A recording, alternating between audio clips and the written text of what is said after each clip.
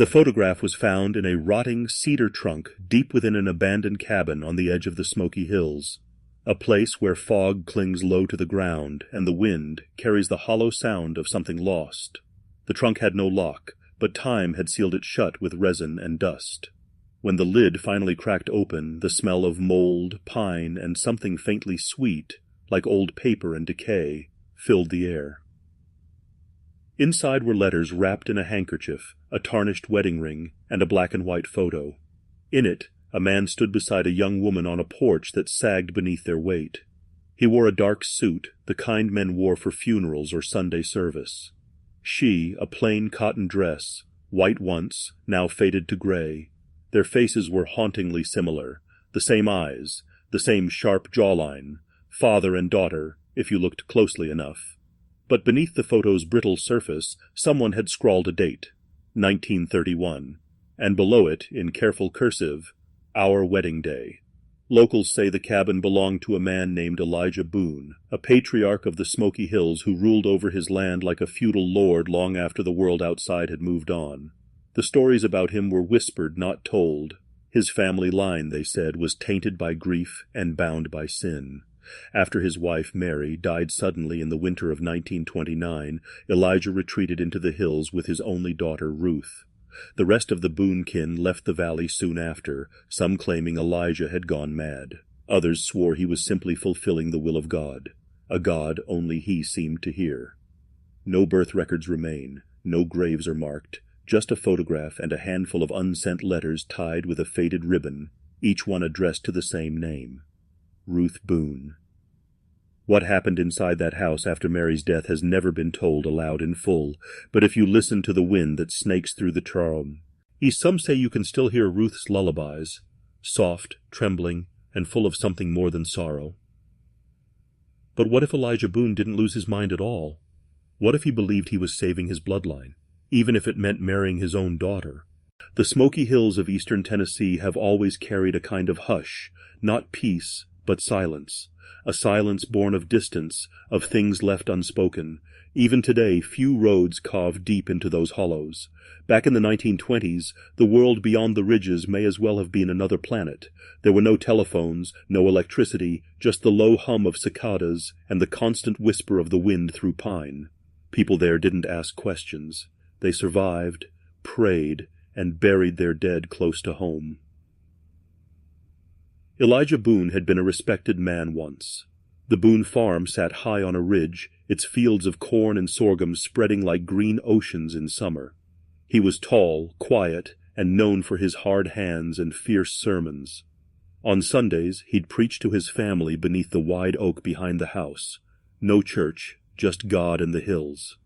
But after Mary's death, something in him hardened. Neighbors said he stopped attending town gatherings. The Boone farmhouse windows were shuttered, and Ruth, then only 16, was rarely seen beyond the property line. Rumors began to grow like weeds. Some said Elijah had taken to drinking. Others said he'd taken to prophecy. A traveling peddler once claimed he saw Elijah and Ruth walking hand in hand down the ridge road at dusk. Not father and daughter, but as something else entirely. The story spread quietly, shamefully, until even the pastor in town stopped mentioning Elijah's name in prayer. But there were darker whispers still, that Elijah believed Mary's death was a test, a sign from heaven, that in his grief he turned to the book of Genesis, to the stories of Lot and his daughters, of bloodlines preserved by forbidden means. Those close enough to hear his muttering said he spoke often of purity, of keeping his line undefiled by the world. By the spring of 1931, Ruth was with child. The hills swallowed the scandal whole. No one came. Knocking, no one wrote to the sheriff. Isolation has a way of hiding sin and of feeding it. And on one quiet morning, beneath that same oak where he once preached, Elijah Boone stood beside his daughter in front of a wooden cross he had built himself. Witnessed by no one, bound by scripture twisted to his will, he made her his wife.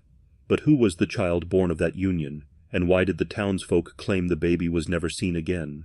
The photograph surfaced years later, brittle, sun-faded, tucked between the pages of a leather Bible that no one claimed.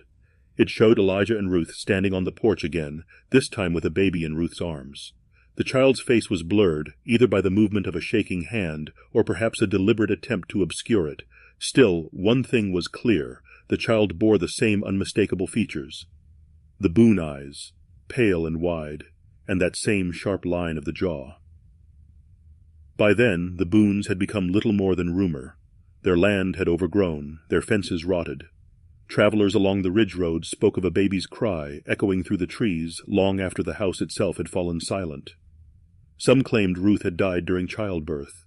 Others whispered that Elijah had buried both mother and child beneath the oak and carved no stone to mark the spot. But one story, passed from one generation of ridge folk to another, said otherwise. It told that the child survived, that Elijah, racked by guilt and delusion, built a hidden room beneath the cabin where he kept his blessing from the eyes of the world. Some believed he taught the boy to read scripture by candlelight, his voice low and trembling, insisting the child was chosen, born to restore the Boone name. Years later, a county surveyor found signs of that basement, a narrow crawlspace braced with hand-cut beams and an old cradle still inside. Its wood was blackened with rot. On one side, carved faintly into the frame, were the initials RBB, Ruth Boone's and perhaps her child's. Those who explored the ruins said the air down there was strange, heavy, almost wet. The smell of old milk and candle wax lingered, as if someone had lived there longer than they should have, and scratched into the wall above the cradle were the words, "He said the blood must stay pure." No official records mention any bouches. Ni child, no doctor, no midwife, no birth certificate, just that single photograph and a name passed in whispers. Reuben Boone, the boy who was never meant to leave the hills. But if Reuben truly lived, where did he go when Elijah finally disappeared? And why did no one in the valley dare to look for him? In the autumn of 1937, the Smoky Hills were alive with the color of dying leaves when Elijah Boone vanished. One morning, smoke no longer rose from his chimney. The porch, once swept clean by Ruth's careful hands, lay under a blanket of leaves. Hunters passing through found the front door ajar, the Bible open on the table, a ring resting atop the page where Elijah had circled a verse, "And the two shall become one flesh." No body was ever found, only footprints, one set large, one small, leading from the cabin toward the ridge, ending abruptly at the mouth of a cave that locals long avoided.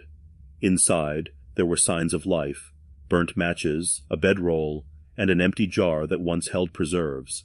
But there was something else, too, something the sheriff never spoke of officially, a child's shoe. The sheriff, a man named Waller, sealed the cave after that. He told the townsfolk Elijah had likely gone mad, wandered too far, and succumbed to the elements. But the locals knew better. They said the mountain had taken him back, the way it takes those who cross certain lines. For years afterward, travelers claimed to see a figure wandering the ridge at dusk. A tall man in a dark coat, his face hidden by a wide-brimmed hat. Some said he carried a lantern, others swore he held a child's hand. When approached, he would vanish into the mist, leaving behind only the smell of smoke and pine resin. It wasn't until the late 1940s, when a new family moved onto the old Boone land, that the legend deepened. While digging near the foundation to lay a water line, the new owner struck something solid. A wooden box, half decayed, bound in iron. Inside were fragments of bone, too small for an adult, too delicate to mistake, and with them a strand of hair the color of wheat.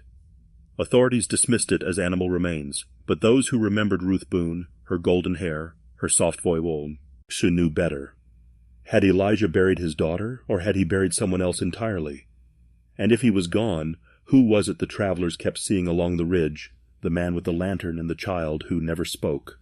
In 1952, long after most had forgotten the Boones, a traveling revival preacher named Amos Kerr came through the Smoky Hills. He kept a small leather-bound journal, a habit he said to keep the devil honest. His entries were mostly routine. Sermons preached, miles walked, families converted, but in early June of that year his handwriting changed, shaky, frantic, as if written by a man trying to exorcise what he'd seen. He wrote of a night spent near Boone Hollow when his mule refused to move past a certain stretch of road. He set up camp beside an old fence line, unaware that it bordered the long-abandoned Boone property. At midnight, his entry read, I heard a man's voice praying, low, broken, and full of weeping. The words were scripture, but wrong somehow, twisted, like they'd been learned from a cracked tongue. Kerr followed the voice through the trees, lantern in hand. What he found, he claimed, chilled him beyond words. A man stood beside a grave, fresh dug. He held a Bible open and whispered to someone below the soil. "Your blood is my covenant," he said. "The line must not end." When I called out to him, he looked up. "Lord, forgive me. I saw my own reflection in his eyes, though he was not me." The preacher fled that night and never returned, but his journal, discovered years later in a forgotten church storeroom, contained one last note, dated 3 days after the encounter. The handwriting was faint, smeared by rain or tears. "The man I saw was Elijah Boone, unchanged by time. He bore no age upon him. I swear it before God." Local historians dismissed the claim as madness, the ramblings of a superstitious preacher in the fog-soaked South. Yet the timing was uncanny. That same summer, bones were unearthed again near the Boone property, this time adult-sized, half-buried, wrapped in the remnants of a preacher's coat. The sheriff who handled, and the case resigned soon after. He refused to say why, only that, in his words, some graves were never meant to be opened, and some men never really die. Was the preacher's death coincidence, or had Elijah Boone returned to finish what he began beneath that oak? Time crept on, but the Boone name refused to fade. Even by the 1970s, the locals of Sevier County still lowered their voices when the subject arose. The Boone land was cursed ground, they said, soil that won't take seed. Farmers who tried to settle there spoke of tools breaking, wells running dry, and animals giving birth to stillborn young. Others swore they'd seen strange lights flickering through the trees at night. Not fireflies, but lanterns moving slow and deliberate, like someone still patrolling the ridge. It wasn't until 1978 that the Boone story stirred again. A regional newspaper ran a feature on Appalachian folklore and stumbled across the preacher's journal. Within weeks, a team of graduate students from the University of Tennessee came to investigate. They brought cameras, tape recorders, and all the arrogance of outsiders who thought the past could be tamed by science. What they found never made it to print. One of them, a woman named Linda Farrell, gave an interview decades later. Her voice trembled as she spoke. "We found the basement first, the one under the cabin. It was colder than it should have been. The walls were lined with old crosses, some carved backward. And on the far wall, someone had painted words in ash, 'The seed remains.'" Linda claimed she found bones there too, small fragile ones that looked human, but when they tried to collect them the air turned heavy, and one of her team swore he heard a child's laughter echo from the rafters above. They fled that night, leaving their equipment behind. When a county deputy went up to retrieve it days later, the cabin had burned to the ground. No cause was ever determined. The deputy quit soon after. He told his wife he saw a figure in the fire, a tall man holding something close to his chest, whispering into the flames. A year later a baby was born in town, pale eyes, sharp jaw.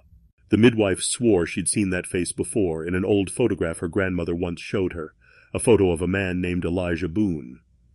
Was it coincidence, or had the curse found its way out of the hills at last? Because even now, some say Boone blood still runs quietly through those valleys, hiding in plain sight. Today, the Boone cabin is nothing more than a hollow in the earth, its timbers long burned, its stones swallowed by moss and time. But the oak remains, massive, twisted. Its roots crawl through the soil like veins searching for something buried too deep to find. Locals avoid it still. They say nothing grows beneath its shadow, and birds will not perch in its branches. Yet every few years someone wanders there, a hiker, a thrill-seeker, a fool, and they always come back changed. One such traveler, a photographer named Sam Rourke, went up there in 2003 chasing ghost stories for a small-town magazine. His camera worked fine all day, until he reached the oak. The photographs he took afterward came out strange. The colors were bled of life, the edges warped. In one frame, a man's outline appears faintly beside the tree, blurred as if moving between moments. In another, two shapes stand close together, a man and a woman, their faces almost the same. Sam never returned to the site. He mailed his film to the editor with a note that read only, "The smell of smoke is still there." When historians and folklorists try to trace the truth behind Elijah Boone, they find nothing but fragments. A marriage record that never existed, a grave without names, a family Bible with verses underlined too many times to count. Some dismiss it as folklore, a rural myth meant to warn against pride and isolation. But others have seen the photographs, the ruins, the initials carved into the cradle now kept in a private collection at the county museum. RBB, faint, but real. And when the rain falls heavy across the Smoky Hills, washing through the gullies and over the roots of that old oak, bones sometimes rise from the earth. Small, porous, human. Each time the sheriff's office quietly collects them, files another report, and buries them again higher up the ridge. The Boone Bee. Bloodline has vanished on paper, but paper is thin, and the hills are deep. Families in that valley still carry pale eyes and sharp jaws. They still whisper prayers in secret, and they still avoid that tree, because if you listen long enough, you can hear the wind moving through the branches like a voice repeating one verse over and over. The blood must stay pure,